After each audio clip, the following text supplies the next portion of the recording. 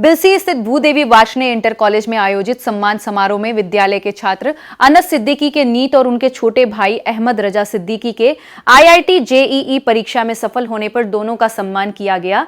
कार्यक्रम का शुभारंभ सामुदायिक स्वास्थ्य केंद्र बिलसी के चिकित्सा अधीक्षक डॉक्टर ए.के. गुप्ता ने दीप प्रज्वलित कर किया। विद्यालय के प्रधानाचार्य प्रदीप कुमार शर्मा ने दोनों छात्रों को प्रतीक चिन्ह और पुष्पमाला भेंट कर सम्मानित किया।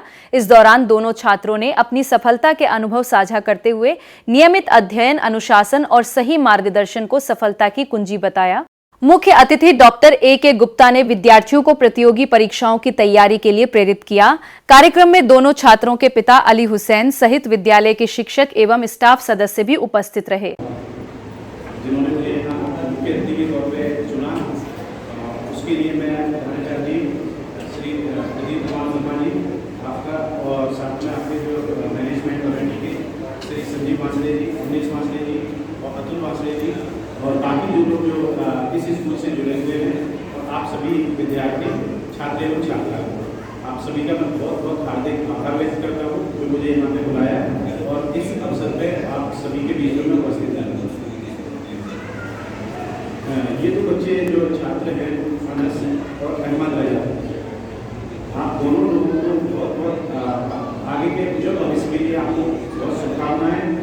साथ ही साथ मैं कुछ चीज़ें बताना चाहूँगा कि मैं एक छोटे से गांव से बिलोंग करता हूँ जहाँ पे कि अब तो ये टेबल चेयर ये सब चीज़ें हो गई हैं। पहले तो वो सब चीज़ें नहीं थी, वहाँ तो बस पट्टी और शायद कुछ जो हमारे बुजुर्ग व्यक्ति हैं जो सब हैं उन्होंने वो जीवन जिया हुआ। तो उस पद को बढ़ने के बाद में जब आप लक्ष्य की तरफ बढ़ते हैं, आप पहले तो अपना लक्ष्य को निर्धारित करिए कि आपको एक्चुअल में आपकी कौन सी चीज़ें हैं जो आपको अपने जीवन में आगे बढ़ानी है। जैसे कोई बच्चा स्पोर्ट्स में आगे रहता है, कोई पढ़ने लिखने में किसी का मेडिकल लाइन की तरफ रुझान है, कोई सीए बनना चाहता है, कोई डॉक्टर बनना चाहता है, कोई इंजीनियर बनना चाहता है। जैसे दो बच्चे अलग अलग दोनों ही डिपार्टमेंट में हैं, जिन्होंने एक ने डॉक्टर के लिए एग्जाम क्लियर किया है और एक ने इंजीनियरिंग के लिए किया है। तो ऐसे पहले तो अपने जो लक्ष्य है वो क्या है, आपके अपने शौक क्या है, उनकी तरफ देखिए। उसके बाद फिर उसकी क्या चीज़ें आप उनको निर्धारित करते हुए आगे किस तरह से उस लक्ष्य को पाया जा सकता है, उसके लिए एक प्रॉपर आपकी टाइम टेबल होनी चाहिए। आपका अगर मेडिकल लाइन की तरफ है या जिसकी तरफ भी रुझान है, आपकी एक टाइम टेबल प्रॉपर होनी चाहिए कि हमें ये लक्ष्य जो है कैसे भी करके पाना है। और उस लक्ष्य को पाने के लिए जो चीज़ें आपको डाइवर्ट करती हैं आपके जीवन में, जैसे जनरली आपको दिख रहा है कि ये लक्ष्य में बाधा बन रही है चीज़ें पढ़ाई लिखाई में, आपके अपने अचीवमेंट में। जैसे जनरल आप जहाँ पर आपका रहना है, जाना आना है, वहाँ क्या क्या चीज़ें हैं। जनरली मोबाइल में बहुत ज़्यादा लोग रील बनाने में ध्यान देते हैं, उससे ज़्यादा बेटर है उससे क्या क्या चीज़ ज्ञान अर्जित किया जा सकता है। आप उन चीज़ों पर देखिए जिस सब्जेक्ट पे आपका कमांड है। साथ ही साथ जब टाइम टेबल आप बनाते हैं अपने जीवन में, उस जब भी आप प्रिपरेशन वाली फेज़ में हैं, जैसे बच्चों ने अभी प्रिपरेटरी फेज़ में ही शायद एग्ज़ाम क्वालिफाई किया है, और उस प्रिपरेशन वाली फेज़ में आपकी जो टाइम टेबल इस तरीके से रहनी चाहिए, क्योंकि कुछ सब्जेक्ट में आपका इंटरेस्ट रहता है, कुछ सब्जेक्ट आपको बोर करते हैं जब भी पढ़ने बैठते हैं। तो जब आप पढ़ने बैठते हैं तो इस तरह से सब्जेक्ट का शेड्यूल बनाइए कि 1 घंटा इस सब्जेक्ट को देना है तो दूसरा घंटा इस सब्जेक्ट को देना है, जिससे आपको एक जो इंटरेस्टिंग सब्जेक्ट होगा उसके साथ भी एक मन लगा रहेगा, या जो आपको सब्जेक्ट ऐसा लग रहा है जो बोरिंग है बहुत ज़्यादा, उसकी तरफ भी आप कम से कम 1 घंटा देने के बाद आप नेक्स्ट वाले उसमें चले जाओगे तो एटलीस्ट वो बोरिंग फील नहीं होगा। साथ में आप अपनी डाइवर्ट करने वाली हर चीज़ से जो आपके लक्ष्य में बाधा बन रही हो, जैसे महाभारत में अर्जुन को सिर्फ मछली की आँख दिख रही थी, उसे मछली का शरीर नहीं दिख रहा था। तो इसलिए आप इसी तरीके से आप अपने लक्ष्य को देखिए, ना कि आसपास की जो डाइवर्ट करने वाली चीज़ें, आपको ध्यान से भटकाने वाली चीज़ें, उन चीज़ों को जो रखिए।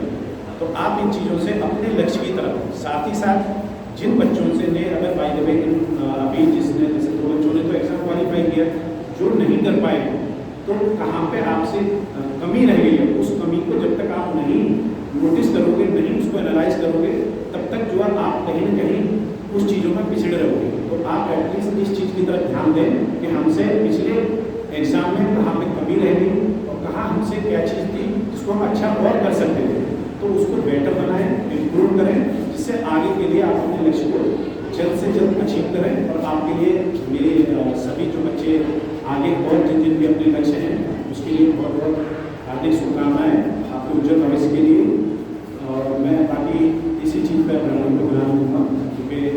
मैं जो बच्चों का डॉक्टर हूँ, अभी इन बिटवीन उससे आया सदन, तो आप लोगों के लिए हार्दिक शुभकामनाएं।